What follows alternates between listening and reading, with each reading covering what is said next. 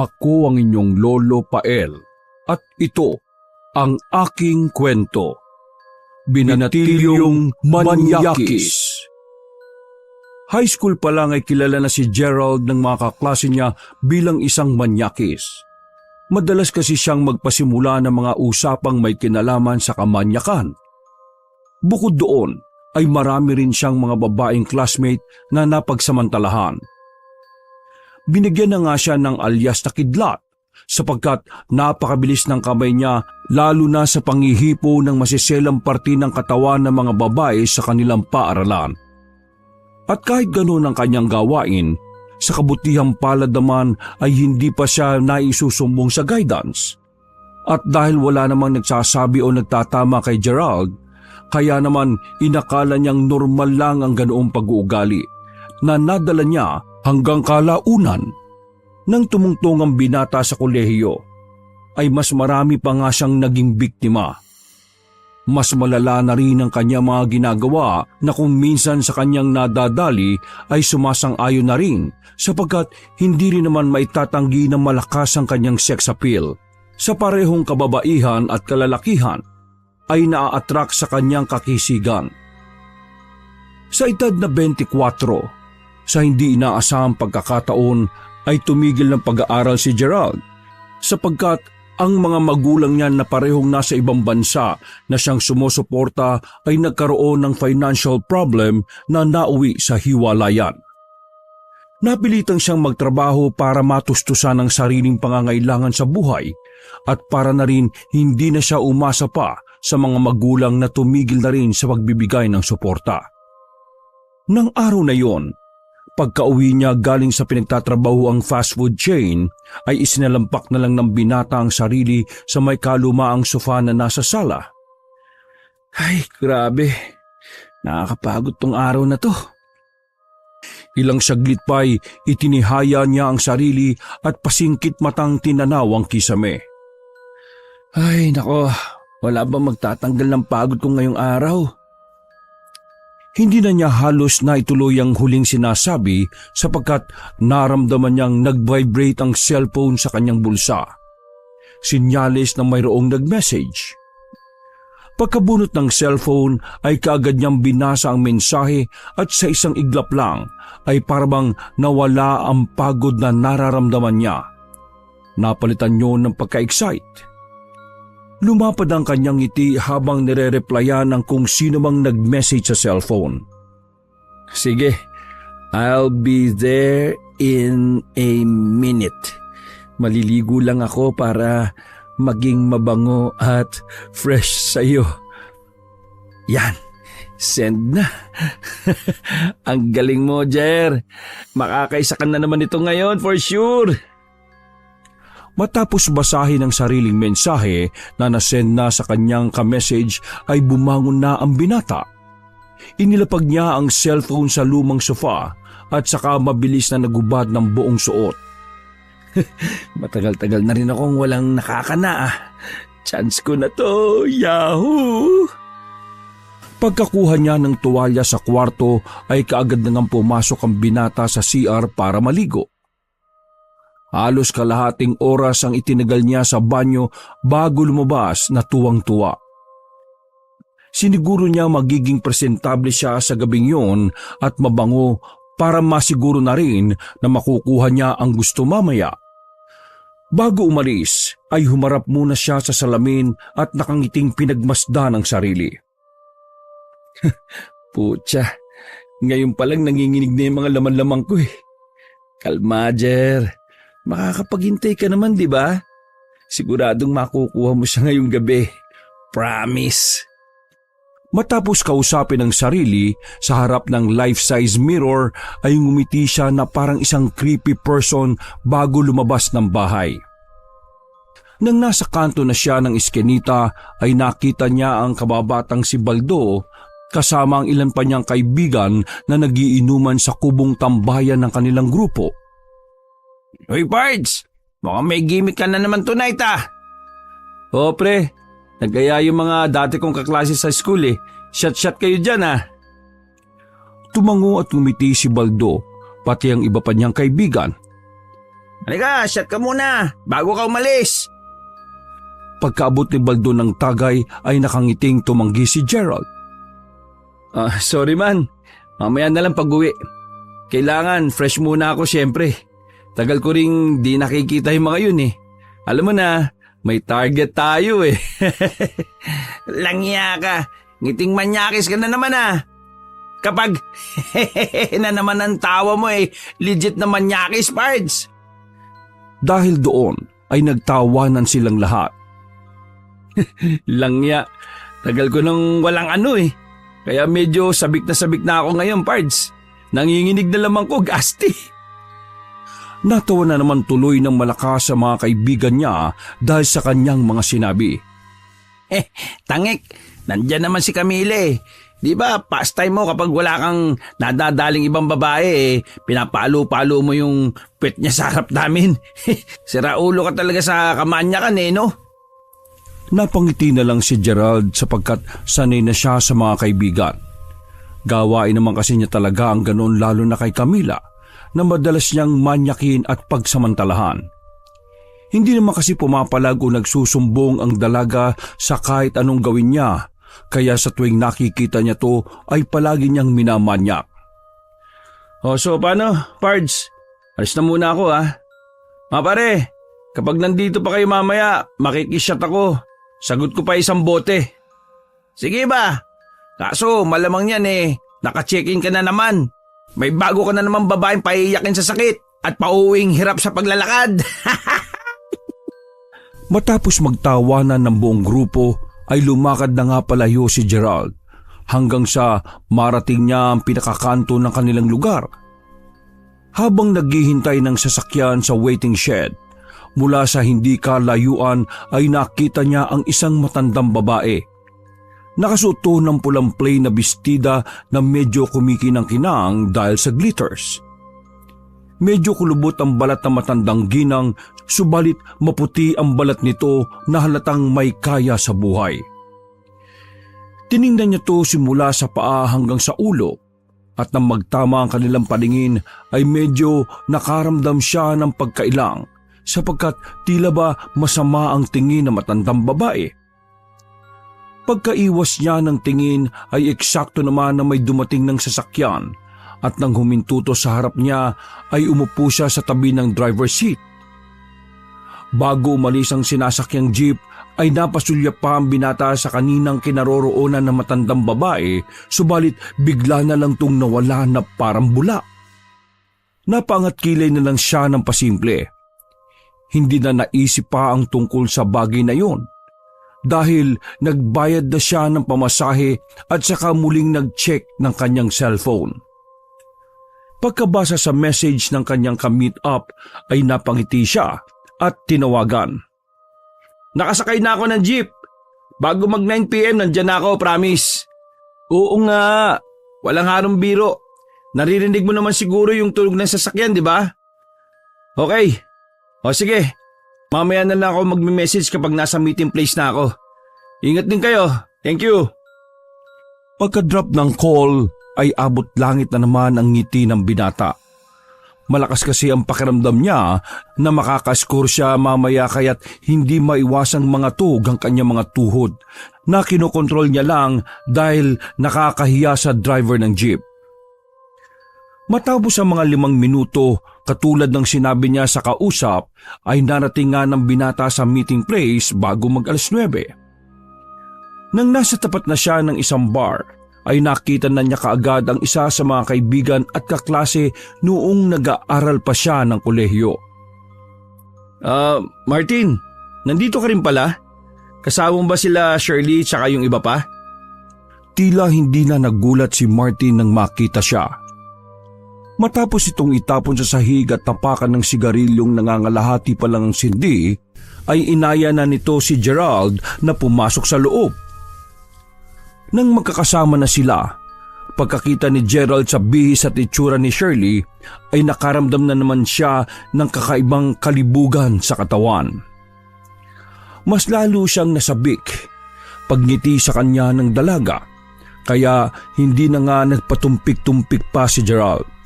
Tinabihan niya si Shirley at binakuran na hindi naman na ipinagtaka ng mga kasama nila. Alam na alam kasi ng mga kaklase noon ni Gerald kung gaano siya kahayok sa laman. Kilalang kilala siya bilang poging manyakis. Nang magsimula na siyang makisaya at makiinom sa mga dating kaklase, pasimple niyang idinikit ang sarili kay Shirley na wala namang pakialam sa nangyayari.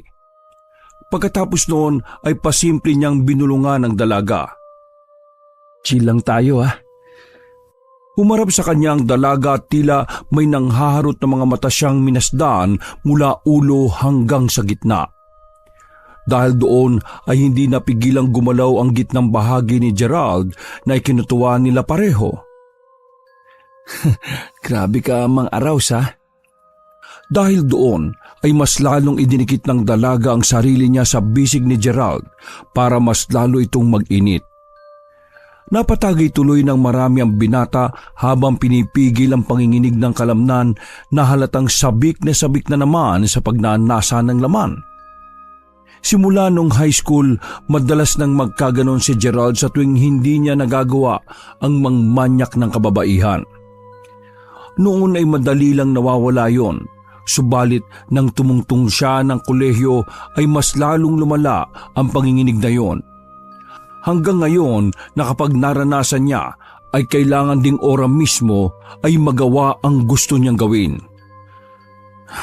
"Sumaglit tayo sa banyo, tara!" Mabuti na lang din ay game na game si Shirley sa kanya, kaya habang nagkakasiyahan ng iba nilang classmate at sumasayaw sa dance floor, silang dalawa naman ay sinamantala ang pagkakataon. Nagtungo sila sa CR subalit dahil sa maraming tao ay hindi nila nagawa ang kanilang gusto. Doon ay tila ba hindi na nakontrol ni Gerald ang panginginig ng katawan, kaya hinatak niya ang dalaga at dinala sa isang gilid. "Dito na lang tayo." Natigilan siya sapagkat hinawi ng dalaga ang kanyang kamay at umalma sa gusto niyang mangyari.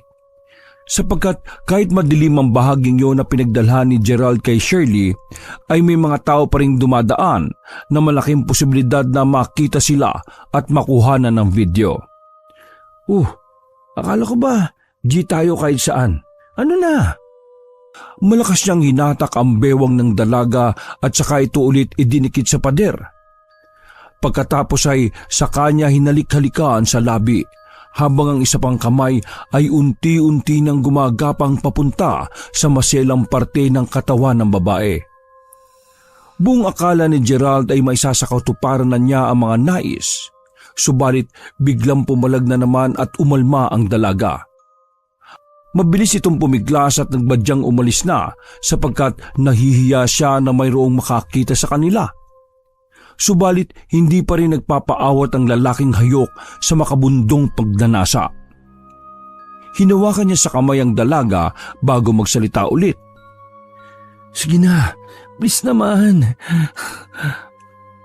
Pumiglas na naman ang dalaga kaya nakaramdam na ng pagkabana si Gerald. "Utya! Ang arte bigla ah.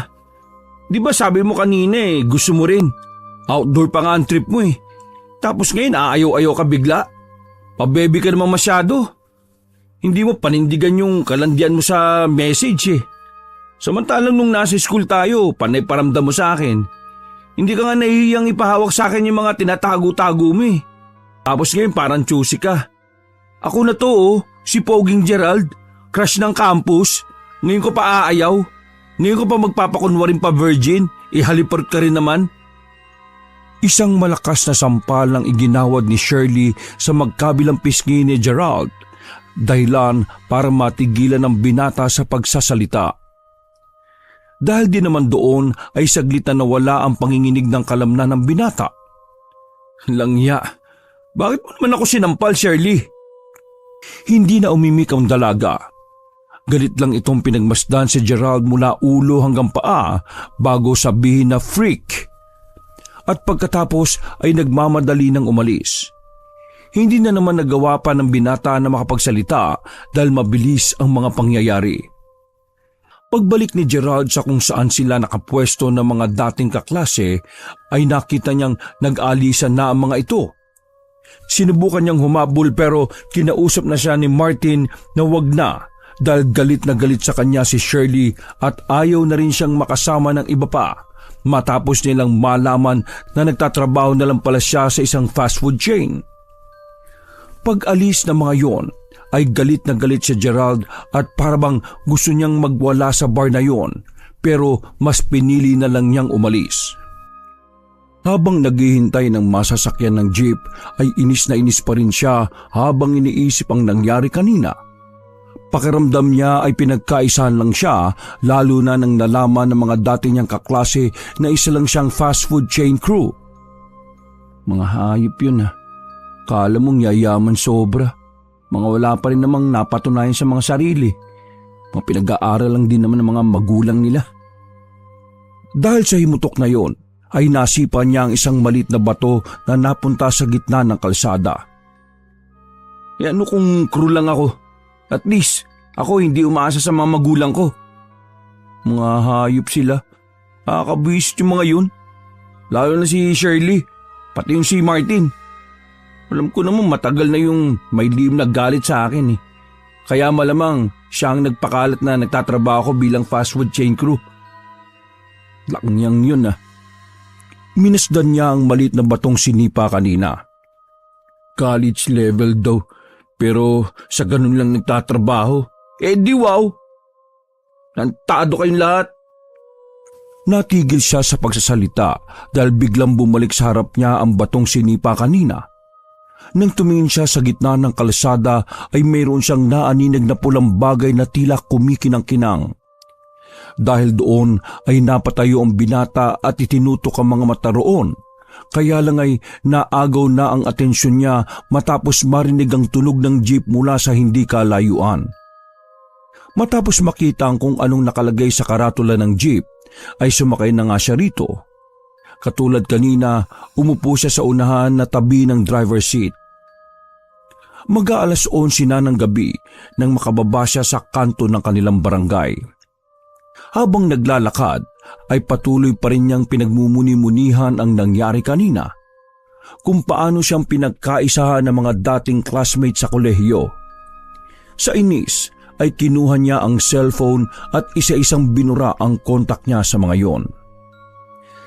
Napabuntong hininga siya pagkalaon bago magpatuloy sa paglalakad, hanggang sa makarinig siya ng mahihinang yabag mula sa likuran. Saglit siyang tumigil at lumingon sa likod, subalit wala siyang nakitang tao kaya nagpatuloy na siya sa paglalakad. Maya-maya pa nga ay muli na naman niyang narinig ang mga yabag sa likuran na parabang mayroong taong sumusunod sa kanya. At sa ikalawang pagkakataong paglingon ng binata ay wala pa rin siyang nakitang tao. Sinundan niyo ng mahinang pag-ihip ng hangin, kaya naman nakaramdam ng kaba si Gerald. Dahil doon, nang magpatuloy siya sa paglalakad ay binilisan na niya ang paghakbang hanggang sa maaninag na ang kubo sa kantong paliko sa iskinita.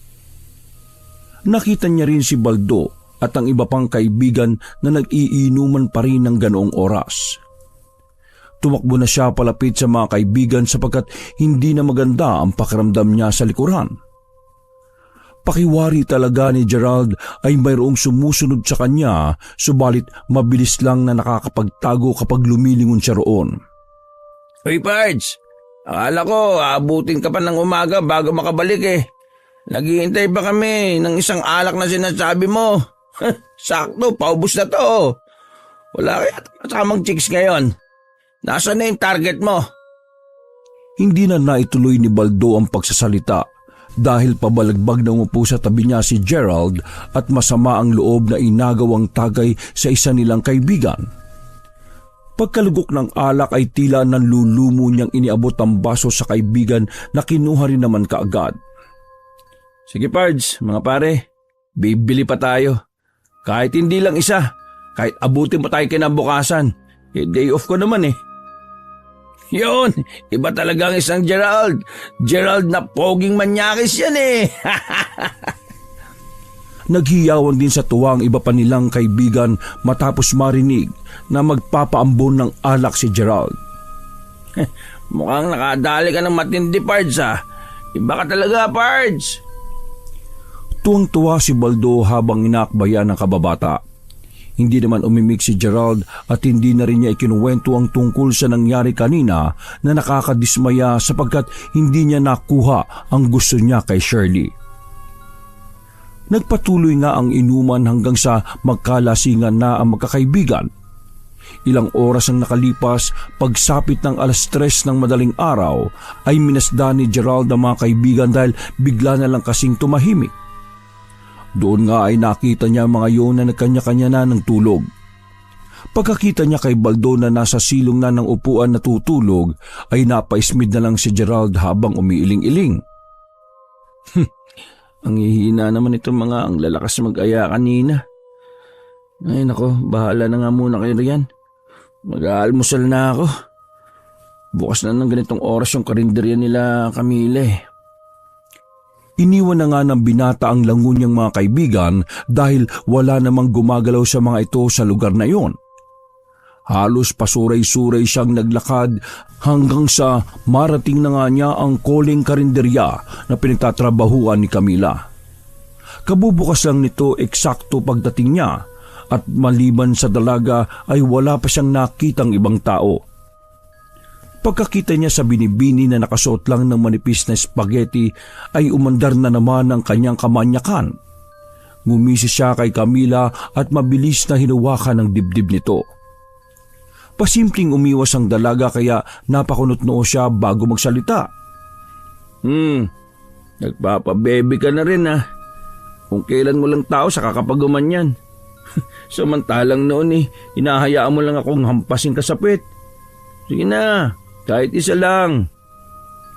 Inihanda ni Gerald ang nanginginig niyang mga kamay. Napatingin ang dalaga roon. Hanggang sa kalaunan ay nilapit na niya ang sariling dibdib. Hindi naman na nagpatumpik-tumpik pa ang binata. Nilamas-lamas niya ang malulusog na dibdib ni Camila hanggang sa panayuan siya ng pagkalalaki. Shit. Nabitin ako kanina eh.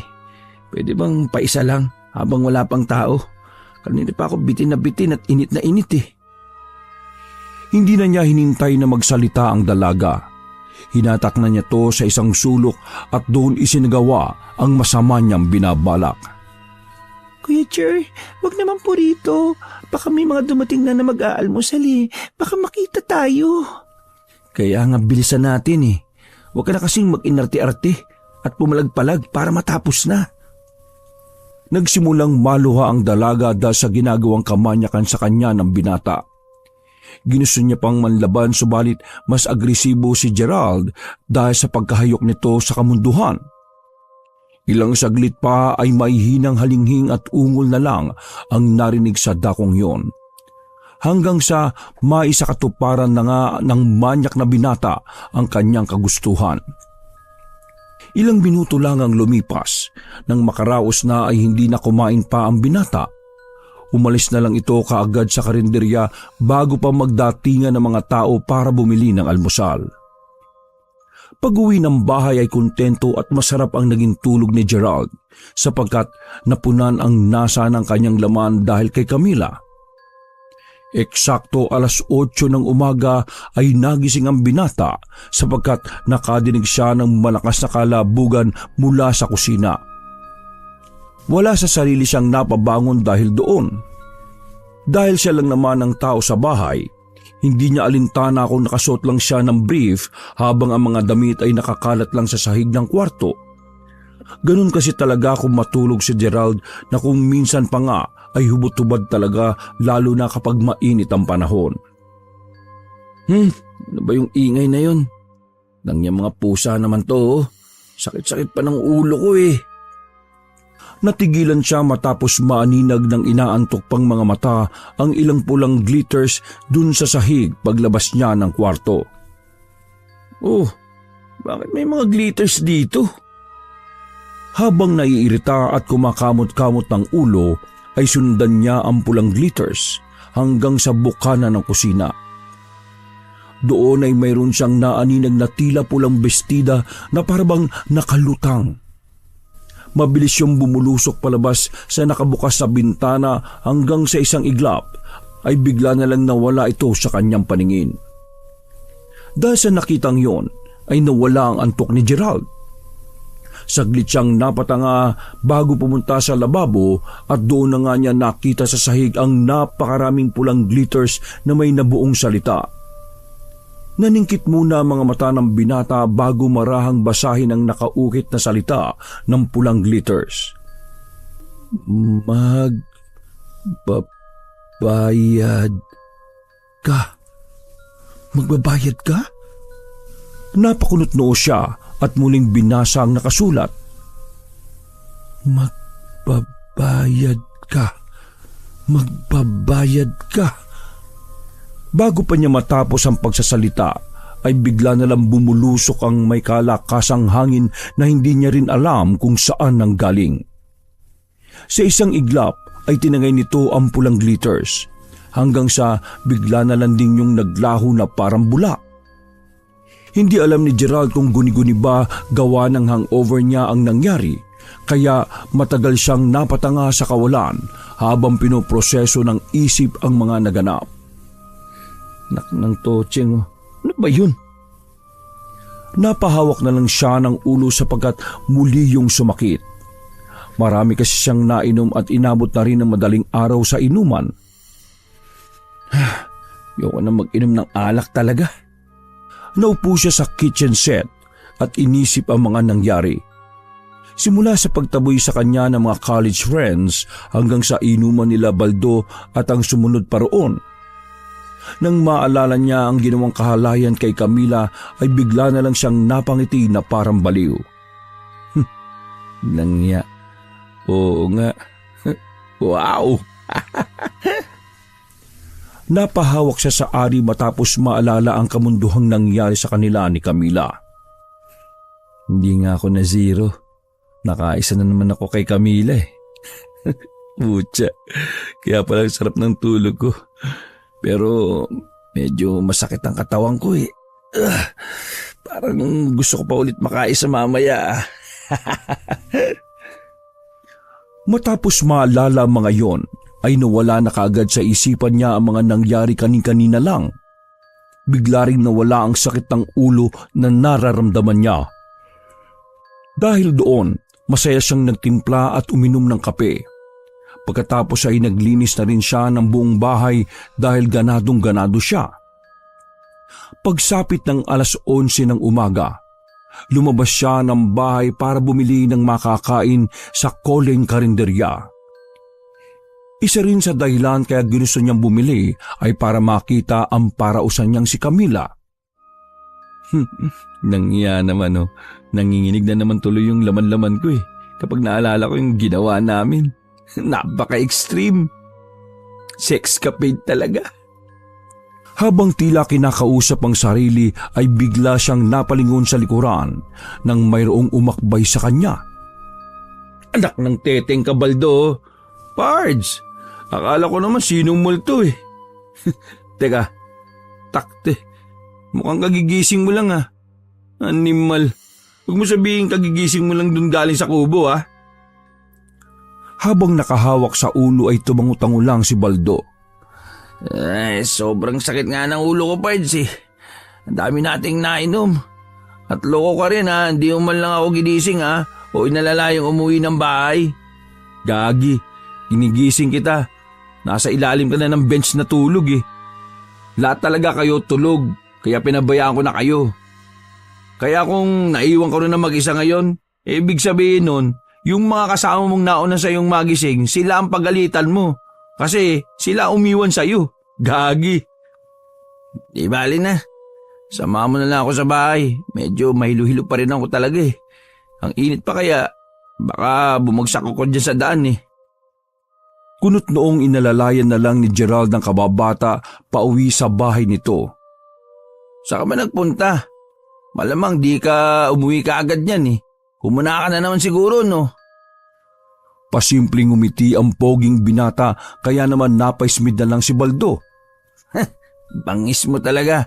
Sino naman nadali mo kagabi? Pagkasabing yon ay biglang napahinto si Gerald at nagpalingon-lingon sa paligid bago muling harapin si Baldo na nakakbay pa rin sa kanya. Eto Pards ha, seryoso. Sa ating dalawa lang to ha. Naka si Camille Tangik. Ang extreme pa. Wala mo kung bakit. Bakit? Doon kami mismo sa gilid ng karinderya nila. Siya lang kasing tao kanina doon eh. Binira ko sa gilid. Hindi pumalag pre, gustong gusto. Solve na solve talaga ako kanina eh. Sarap ng tulog ko pag uwi, promise. Nagngitian at nag-apiran pa ang magkaibigan dahil doon. Walang iya. Kidlat ka talaga, Pards. Hindi ko kaya yung mga galawan mo eh. Mabilis ka pa sa itik at sa kuneo. Grabe ka. World record yun ah. World record talaga, pang-Guinness. Hindi na naituloy ng manyakis na binata ang binibigkas sapagkat mula sa hindi kalayuan ay nakita nila ang isang matandang babaeng nakasuot ng pulang bestida na kumikinang-kinang ang damit dahil sa glitters. Natanda ni Gerald ang mukha nito sapagkat nakita na niya ang matandang ginang kagabi sa tapat ng waiting shed. Nakatingin ito sa kanya ng matalim na parang sinusunog ang kanyang pagkatao. Ilang minuto silang nagtagal sa ganoong pwesto hanggang sa maglakad na palayo ang nasabing matanda. Nang mawala na yon sa paningin ng magkababata, ay pareho silang napakunot ng noo. Kilala mo ba yun? Hindi nga eh, pero sure ako nakita ko na yung kagabi doon sa kanto, sa tapat ng waiting shed. Siya yun eh, damit pa lang, saka yung glitters.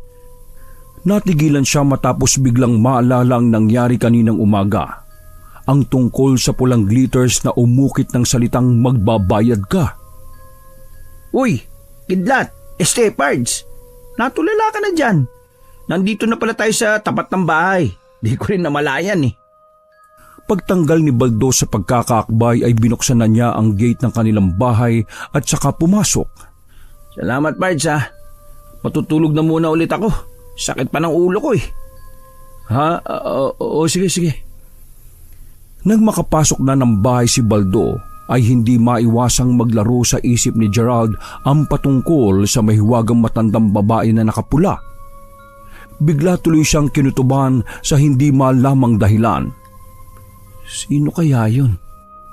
Eksaktong pagkasabi niya noon ay biglang humangin dahilan para tila magsayawan ng ilang puno sa paligid. Nang mauyog ang mga puno ay naglaglagan ng mga dahon nito. Subalit nang makita ng manyakis na binata ang mga piraso ng pulang glitters na nahalo sa nalalaglag ng mga dahon ay mas lalo siyang kinabahan. Kasabay ng pagdampi ng malamig na hangin sa kanyang balat ay ang unti-unting pananayo ng kanyang mga balahibo.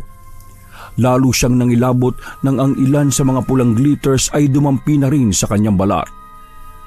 Dala ng takot ay napatakbo na lang si Gerald na hindi alam kung ano ang gagawin. Para siyang nawala sa sarili dahil kahit saan siya lumingon ay palagi siyang nakakakita ng mga pulang glitters na parabang hinahabol siya ng mga ito. Langyang yan, tantanan niyo ako! Hindi niya namalayan na napunta siya sa gitna ng kalye at kamuntikan pang masagasaan ng tricycle. Doon lang siya natauhan pagkarinig sa malutong na mura ng driver na galit sa kanya. Pasensya na po, Manong!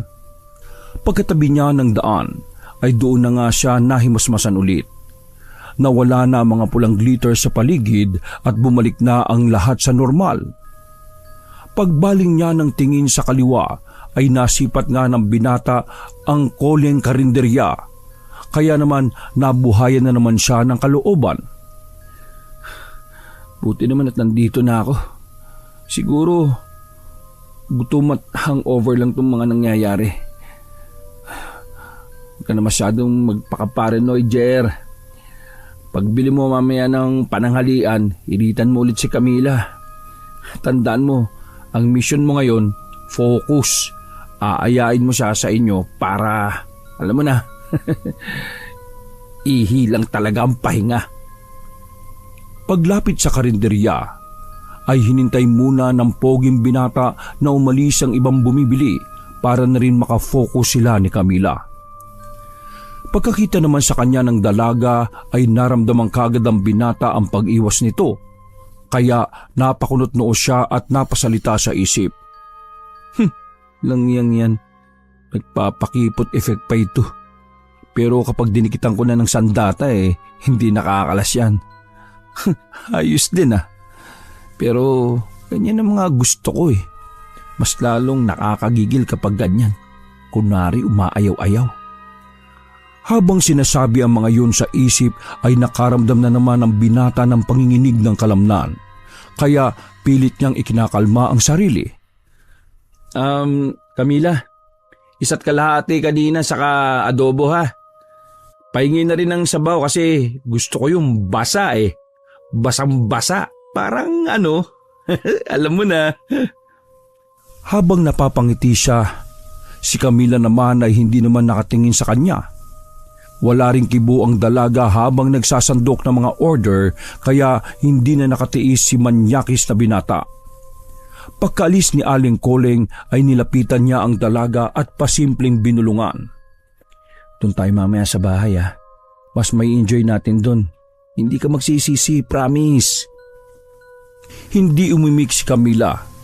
Inabot lang nito ang mga pinamili ng poging binata at kinuha ang bayad. Dahil doon ay napakunot noo si Gerald na parang naiinis. Nang iabot na sa kanya ang sukli ay hinuwakan niya ang kamay ng babae at saka muling binulungan. Umuo ka na kasi. Gusto mo rin naman, di ba? Sige ka, ikaw rin. Para lang matapos na at tumigil ay tumango na lang ang dalaga. Kahit ang totoo ay takot na siya and at the same time ay galit na rin sa mga kabastosang ginagawa sa kanya. Nang makuha na ni Gerald ang gusto niyang sagot, ay mabilis niyang hinipuan ng pagkababae si Camila at pagkatapos ay nginitian ito. Ngiti ng isang lalaking hayok na hayok at may matinding pagnanasa. Mamayang alas 7 O sige, maglilinis na ako. Kaya ikaw rin maglinis ka ng husto Kasi magdamag tayong alam mo na. O sige, bye. Nang pauwi na, ay nakasabay pa ni Gerald ang dalawa sa mga kaibigang nakainuman niya kagabi na sina Oneng at Nunoy. Kaya inaya niya mga yon na tumambay sa kanilang bahay kaya ng tanghaling yon ay hindi siya nag-iisa. Pagkatapos siyang mananghalian ay sinamahan niya na ang dalawang kaibigan na nanunood sa sala. Sabay-sabay nilang pinanood ang tungkol sa isang dokumentaryong palabas galing sa ibang bansa na may kinalaman sa witchcraft. Nung una ay hindi siya interesado dahil hindi naman siya naniniwala sa mga ganoong klaseng bagay. Para sa binata, ang lahat ng mga kababalaghang bagay sa mundo ay palaging nasasagot ng siyensya. Habang lumalalim ang panonood, ay hindi namalaya ni Gerald na nakatulog na silang tatlo. Nagising na lang siya eksakto 6:00 ng gabi at nakapatay na ang TV. Paglingon niya sa magkabilang single sofa ay nandun pa rin sina Oneng at Nunoy na mahimbing na natutulog. Gigisingin niya sana ang dalawa sapagkat 7:00 ng gabi ang usapan nila ni Camila kaya lang ay nakarinig na naman siya ng kalabugan sa kusina. Dahil doon ay nawala na sa isip niya ang dalawang kaibigan. Naglakad siya papunta sa kusina para alamin kung ano o sino ang may gawa ng ingay. Subalit nasa bukana pa lang siya ay napansinan niya ang pulang tela na parabang lumusot sa bintanang nakabukas na malapit lang sa may lababo. Napatanga siya at pinagmasdan ng pulang tela na unti-unting humuhulma ng isang imahe. Kasunod noon ay nagbagsakan ng ilang gamit na naroon na siyang dahilan pala ng kalabugan. Nang tuluyang mag-anyong tao ang pulang tela ay ganoon na lang ang gulat ni Gerald pagkakita sa taong kaharap. Ikaw? Paano kang nakapasok dito? Tumindig ng tuwid ang matandang babae na nakasuot ng pulang bestidang pinakikintab din ng pulang glitters. Ang maputi subalit kulubot nitong balat ay tila ba na-stretch na lang bigla na lalong ikinagulat ng poging binata dahil sa isang iglap ay kuminis ang matandang babae. Kalaunan, tumalim ang tingin ng matandang babae kaya napatras ng bahagya si Gerald. Subalit natigilan din ng bigla yung umimik. Hindi ba't sinabi ko sa iyo na magbabayad ka? Pagkarinig ng binata sa matinis na boses ng matandang babae ay mabilis na gumapang sa buo niyang katawan ang lamig at kilabot. Nakaramdam siya ng pangangatog ng tuhod kaya hindi na rin siya nakakilos kaagad para tumakbo. Pilit pang pinoproseso ng binata ang mga pangyayari sapagkat hindi siya sigurado kung totoo nga ba o panaginip lang ang lahat. Sino ka po ba? Ano ba pinagsasabi mo? Manang! Mas lalong nagnalit ang pagmumukha ng matandang babae. Kaya tila nagliyab ang mga mata nitong nanlilisik na nagdala naman ng matinding kabigatan kay Gerald. Pagbabayaran mo ang mga ginawa mo. Simula sa oras na ito, sisingilin ka sa lahat ng kasalanan mo at pagbabayaran mo yon. Pagkatapos ng mga katagang yun ay mas tumindi ang lamig at bigat ng kapaligiran. Nagwika ang matandang babae ng mga salitang hindi mauunawaan ni Gerald. Subalit habang pinakikinggan niya yon ay hindi maipinta ang hilakbot na nararamdaman niya. Nang matapos na ay biglang ngumisi ang nakapulang matanda at pagkatapos ay muli siya nitong pinagwikaan. Patuloy kang maghihirap hanggang hindi mo pinagbabayaran at pinagsisisihan ng taos sa puso ang mga kasalanan mong ginawa. Magbabayad ka! Sa isang iglap ay tila nagkalat ang mga pulang glitter sa buong bahay kasunod ng biglang paglaho ng misteryosang matanda. Dala ng takot na nararamdaman ay umalis na nga ng kusina si Gerald. Subalit pagdating sa sala ay sinalubong siya ng dalawang nakakatakot na nilalang. Ang nasa kanan na isang matabang Ginoo na kasing laki niya lang at wala itong mata, ilong o tenga. Puro bibig lang. Ang mas nakakagulat at nakakagimbal ay ang buong palibot ng mataba nitong katawan ay napupuno ng iba't ibang laki at klase ng mga bibig na dumidila-dila.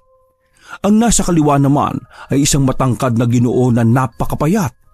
Wala naman tong ilong, tenga at bibig. Purong mata lang. At katulad ng nasa kanan ay buong palibot ng payatot nitong katawan ay napupuno ng iba't ibang laki at klase ng namumulang mga matang panay ang pagkurap.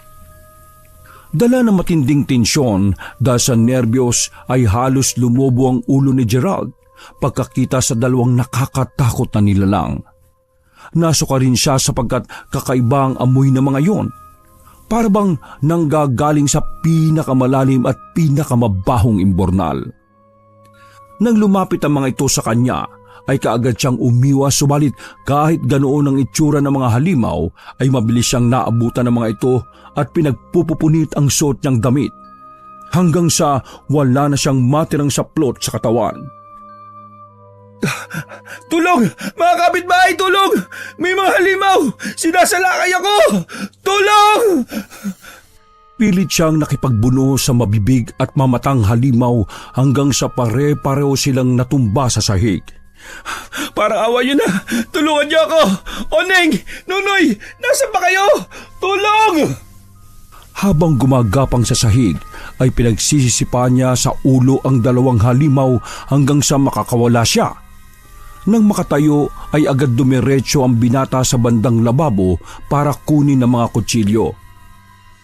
Nanginginig ang katawan niyang hinawakan ang butcher at cleaver knife. Saka hinarap ang mga papalapit na mga halimaw. Sige, lumapit kayo! Mga halimaw! Mga hayop kayo! Iwinasiwas niya ang hawak ng mga kutsilyo at nagsimulang maiyak at maihi sa takot. Subukan niyong lumapit! Tulong! May halimaw rito sa bahay ko! Mga kapitbahay, tulong!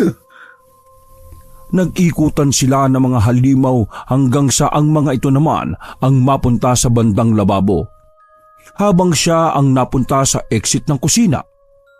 Nang lalabas na ang binata ay hindi na niya namalayan na mula sa likuran ay may isa pa palang halimaw na bigla na lang sumulpot mula sa kung saan.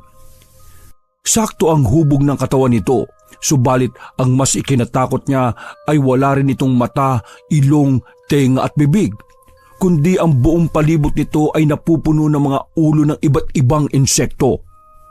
Lalong nagimbal si Gerald, kaya iwinasiwas niya sa nasabing halimaw ang hawak ng mga patalim. Subalit bigla siyang nilingkis nito hanggang sa mabitiwan niya ang hawak ng mga kutsilyo kasabay ng pagdapa sa sahig.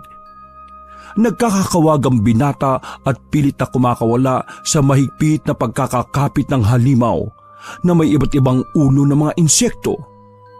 Nang hindi na siya makakilos ay nagsisigaw na lang si Gerald na sagad sa lalamunan. Sabi ko lang! Tulong! Baldo! Makakapit tayo, tulong! Pagkakuha niyo na po! Isang malakas na sampal sa muka ang tila nagpagising kay Gerald sa katotohanan. Bigla na lang nanlabong kanyang paningin at nang tingnan niya ang halimaw na nakalingkis ay doon na nga unti-unting lumitaw ang totoo nitong anyo. Walang iba kundi si Baldo na kanina pa siya inaawat dahil sa kanyang pagwawala na parang wala sa sarili. Patuloy na tinatapik-tapik ni Baldo ang mukha ng kababata na unti-unti nang nahihimasmasan. Pards! Pards! Ako to! Si Baldo! Yung kababata mo! Anong ginagawa mo? Bakit mo kami inaatake ng kutsilyo nila Oning at Nunoy?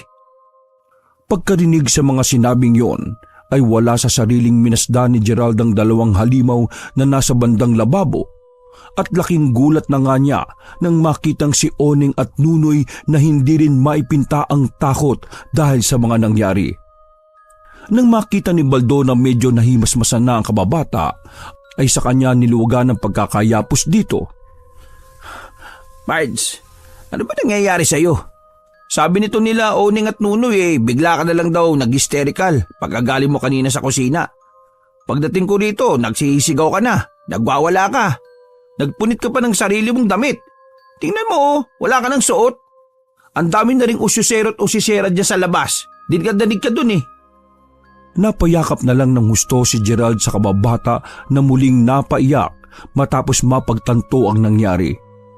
Dahil doon ay lumapit na sina Oning at Nunoy para akaying tumayo ang kaibigan at tapisan na rin ito ng tuwalya. Pards, sabi mo nga sa akin kung may problema ka. Baka makatulong ako o kami. Mga kaibigan mo kami. Hindi kaagad nakaimik si Gerald. Nang nasa sala na sila, ay pinainom muna siya ng tubig at pinakalma. Pagkalipas ng higit kalahating oras nang medyo okay na ang kanyang pakiramdam, ay doon na nga siya nagsalita sa mga kaibigan. Natatakot man siyang magsalita dahil naiisip niyang baka pagtawanan siya ng mga kaibigan pero wala nang mapagpilian pa si Gerald. Natatakot din siya na baka dahil sa mga nangyayari ay tuluyan na siyang masiraan ng bait. Pards, Oning, Noy, pasensya na sa nangyari kanina. Pero maniwala sana talaga kayo sa sasabihin kong ito. Bumuntong hininga muna ng malalim ang poging binata bago magpatuloy sa pagsasalita. Kagabi pa pala, yung paalis ako, bago tayo mag-inuman, may nakita ko matandang babaeng nakapula. Yung ba yung nakita natin kanina paghatid mo sa akin sa bahay? Tumango si Gerald bago nagpatuloy ng pagkukwento. Basta, kagabi, maraming beses ko siyang nakita Tapos, na-reject ako nung kaklase ko nung college. Wala talagang nangyari sa amin kasi nagalit sila sa akin At nagsabing wag na akong sasama sa kanila. Kaya umuwi akong dismayado nun. Anong kinalaman nun? Feeling ko, matindi ang galit sa akin ng mga yon. Kaya may ginawa sila sa akin na hindi ko maintindihan. Kaya pagkatapos kong makita ulit kanina yung matandang babae dyan sa kusina, matapos sa mga sinabi niyang magbabayad ako sa ginawa ko, bigla na lang naglitawan yung mga nakakatakot na halimaw. Yung mga halimaw na nakita mo, kami lang pala yun? Takot na napatango si Gerald. Langyang yan, Pards. Delikado nga yan. Napailing na lang si Baldo habang hinahagod-hagod ang likuran ng kaibigan. Mga pare, Samahan niyo naman ako ngayong gabi dito sa bahay. Please naman oh. Alam kong kabaklaan tong sasabihin ko pero natatakot talaga ako eh. Hindi niyo alam kung gaano nakakatakot yung mga nakita kong halimaw. Hayop na yan. Nagsimula na namang maiyak si Gerald, kaya inakbayan siya ng kanyang kababata at pinatahan. Nang gabing yun ay nag-decide nga si Baldo, Oneng at Nunoy na samahan ng kanilang kaibigan na medyo aligaga dahil sa mga naganap. Mabilis din na kumalat ang balita ng gabing yon, kaya marami ang mga usyosero at usyosera ang nag-usap-usap at nagsabing sinisingil na nga si Gerald dahil sa kanyang mga kalaswaang ginagawa. Hindi na rin kasi lingid sa ilang tao sa kanilang lugar kung gaano kamanyakis ang binata. Eksaktong pagsapit ng alas 10 ng gabi, nahihimbing na sa pagtulog ang lahat. Katabi ni Gerald sa kama ang tatlong kaibigan nang bigla na lang siyang magising dahil sa may kung anong bumulong sa kanya mula sa hangin. Pagbangon ay tumambad kaagad sa kanyang mga mata si Camila. Nakatayo ang dalaga sa pintuan ng silid at nakangiti sa kanya. Wala pa sa wisyo si Gerald at kabado pa, pero nagulat siya nang biglang maghubad ng damit sa harapan niya ang dalaga. Dahil doon ay umandar na naman ang pagiging manyakis niya. Hindi napigilan ng binata na lapitan ng dalaga, subalit naglakad na to palayo. Camila, saan ka pupunta? May usapan tayo, di ba?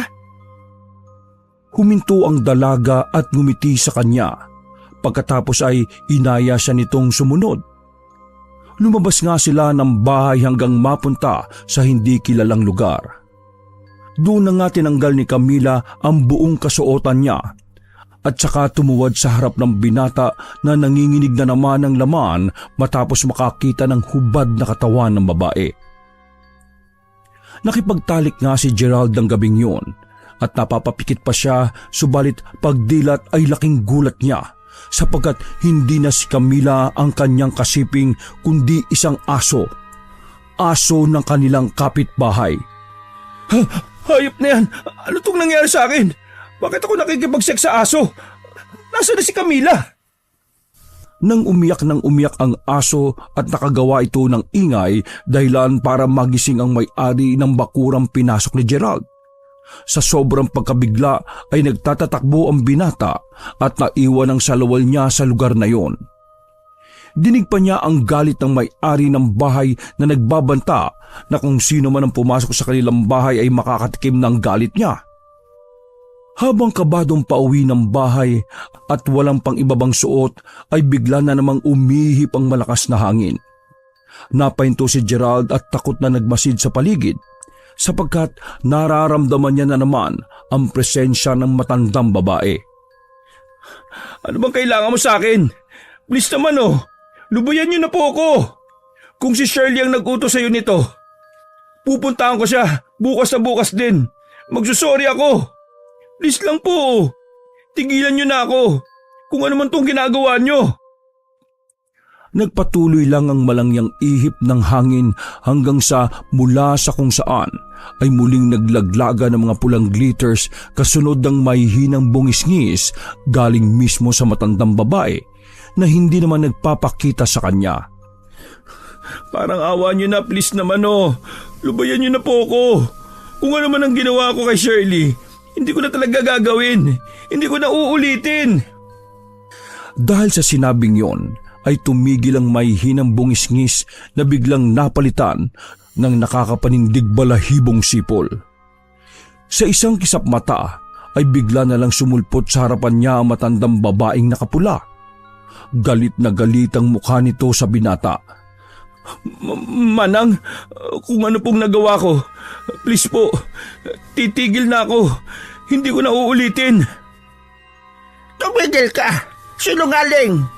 Dahil sa matinding pagnanasa ng makamundo mong laman, kahit aso pinatus mo. Dahil sa pagkaimoral mo, mas lalo kang mapaparusahan. Dapat sa'yo'y maputulan ng pagkalalaki. Dahil sa sinabing yun ng ginang ay mas lalong nanghilakbot ang binata. Napayak siya at napaihina naman sa takot habang naninigluhod sa matandang babae. Lola, Manang, please naman po. Huwag niyo pong gawin sa akin to. Magbabago na po talaga ako, promise. Hindi na ako uulit. Sa halip na kaawaan ay lumapad lang ang ngiti ng matandang ginang kay Gerald.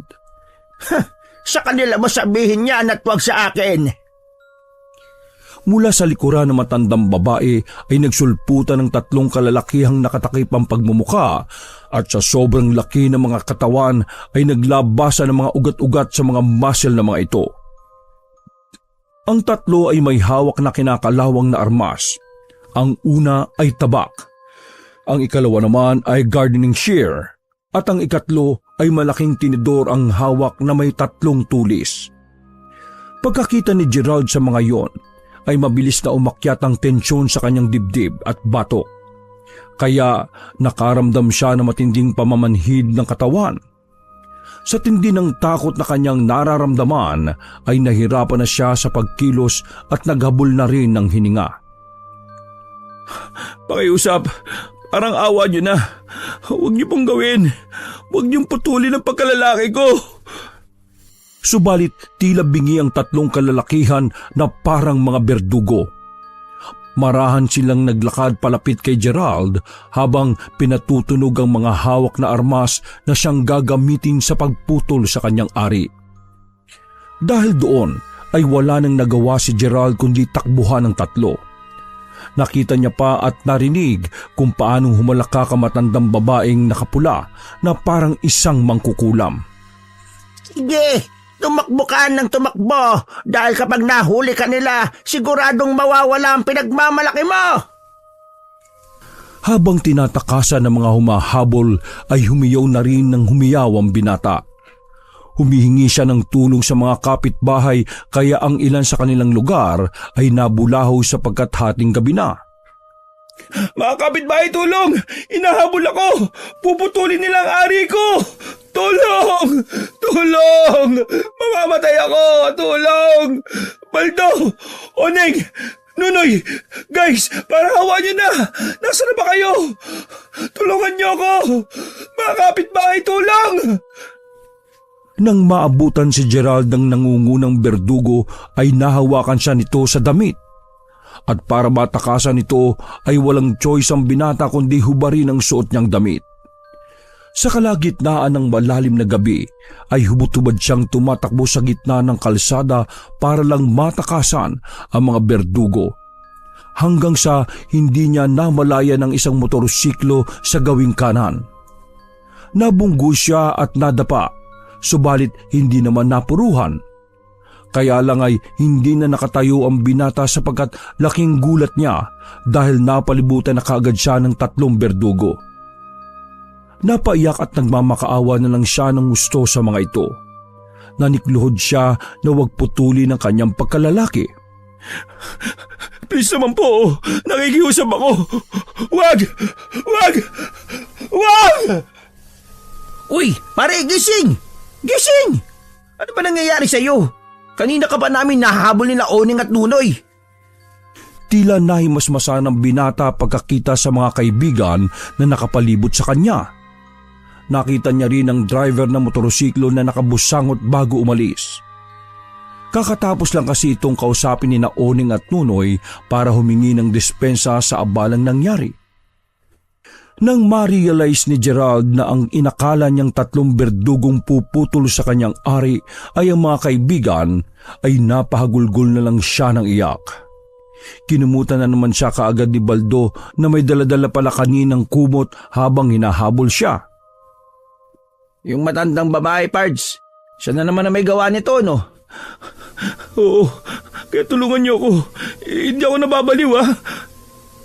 Dahil sa pangyayaring yon, kinabukasan nga ay mabilis na namang kumalat ang balita sa kanilang lugar. Kaagad lumaganap na nasisiraan na si Gerald ng bait dahil marahil sa ipinagbabawal na droga. Sa paglipas ng mga araw ay mas lumala pa ang kalagayan ni Gerald. Kung ano-ano na ang nakikita at naririnig nito na parang nawawala na sa sarili talaga. Magkagayon man ay hindi siya sinukuan ng mga kaibigan. Tinulungan siyang magpakonsulta sa espesyalista pero dahil sa wala naman siyang sapat na pera ay hindi na nagtuloy pa ang binata. Mabuti na lang din ay mayroong kakilala ang tiyuhin ni Nunoy ng isang magaling na albularyo at doon dinala si Gerald. Napag-alaman nilang kinulam ang binata at nagulat sila matapos malamang si Camila pala ang may pakana. Pagdaan ng 2 buwan ay naging maayos na rin ang kalagayan ni Gerald. Bigla na lang kasing nawala ang kulam na iginawad sa kanya sapagkat binago niya ang sarili at itinigil na ang kamanyakan. Humingi siya ng tawad kay Camila at inamin niya sa mga kaibigang sina Baldo, Oneng at Nunoy na kaya siya nagkakaganon sapagkat noong bata pa ay biktima si Gerald ng sexual harassment ng kanyang tiyahin. Sa paglipas pa ng panahon ay tumino na nga si Gerald at ang magandang balita ay nakatuluyan niya si Camila sapagkat noon pa man talaga ay may gusto na nga ito sa kanya. Nalaman din ng lalaki na ang kumulang pala sa kanya noon ay ang tiyahin ng babae na tinatawag na si Mamang Yoyang. Wakas! Ako ang inyong Lolo Pael at ito ang aking